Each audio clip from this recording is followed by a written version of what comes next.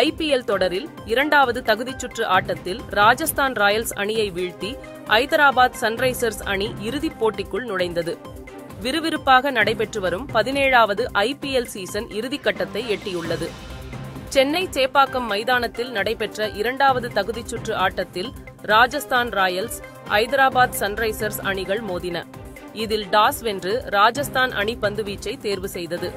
அதன்படி முதலில் பேட்டிங் செய்த ஐதராபாத் அணி 20 ஓவர்களில் 9 விக்கெட் இழப்பிற்கு 175 ரன்கள் எடுத்தது. அந்த அணியின் கிளாசன் அதிகபட்சமாக 50 ரன்கள் குவித்தார். இதையடுத்து 176 ரன்கள் எடுத்தால் வெற்றி என்ற இலக்குடன் களமிறங்கிய ராஜஸ்தான் ராயல்ஸ் அணியில் ஜெய்ஸ்வால் 42 ரன்களும், துருவ் ஜூரெல் 56 ரன்களும் சேர்த்தனர். 20 ஓவர்கள் முடிவில் ராஜஸ்தான் அணி 7 விக்கெட்டுகளை இழந்து 139 ரன்கள் மட்டுமே எடுத்தது.